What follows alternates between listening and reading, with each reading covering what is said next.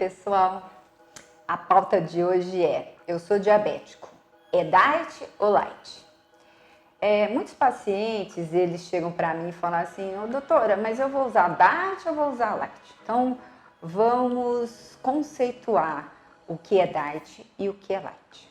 Diet é um alimento em que você tem ausência de algum nutriente. No caso, pode ser açúcar, pode ser glúten. O light, por sua vez, você tem uma diminuição de determinado elemento no alimento. Então, pode ser, em geral, em torno de 25%. Então, pode ser o açúcar, pode ser gordura. Então, em pacientes diabéticos, o preferível são produtos diet, mas tem que tomar cuidado, não é porque é diet que é à vontade, porque às vezes o teor de gordura é alto, então ele passa a ser mais calórico e às vezes a manutenção da sua glicemia após você ingerir esse alimento diet, ela é mais prolongada, tá? Então isso tem uma diferença. Vamos falar um pouco dos adoçantes, né? Porque eu tenho diabético que fala assim pra mim: ai doutora, eu não aguento, eu não consigo tomar com adoçante, porque adoçante amarga, adoçante tem aquele gosto ruim.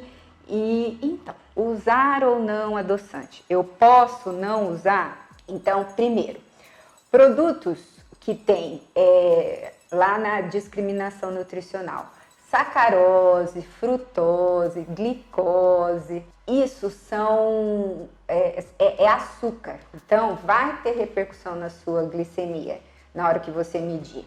Então, não pode ter isso. Então, se você precisa daquele gosto doce, você use o adoçante. Nós temos duas gerações de adoçantes e existem aqueles que são classificados em calóricos e os não calóricos. Então, os calóricos, que o mais conhecido é o famoso xilitol e o eritritol, eles têm uma repercussão na glicemia.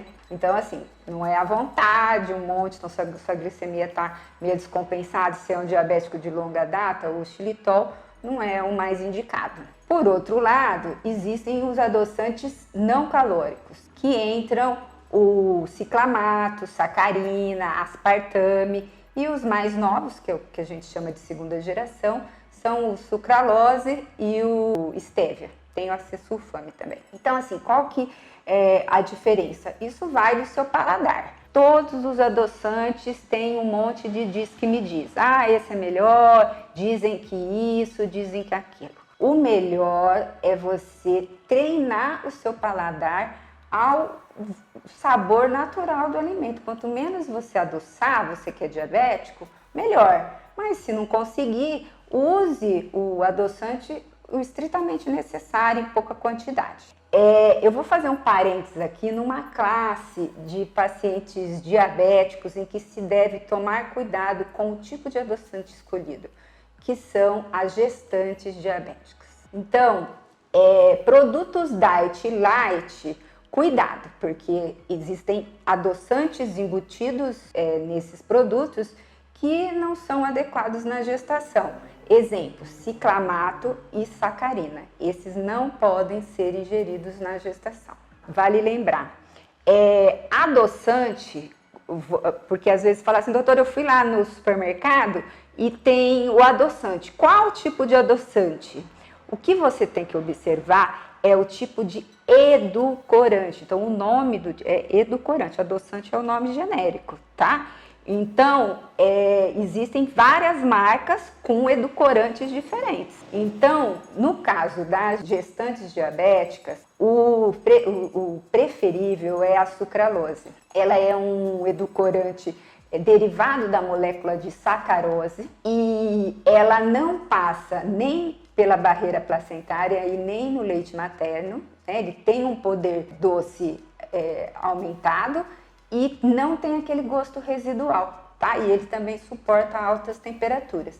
Então, o adoçante preferível para gestantes é a sucralose. Fora essa, existe a stevia, que é um edulcorante natural, que é derivado de uma planta que era usada pelos indígenas, e ele também pode ser, não passa nem pela barreira placentária, né? Então, ele pode ser consumido na gestação.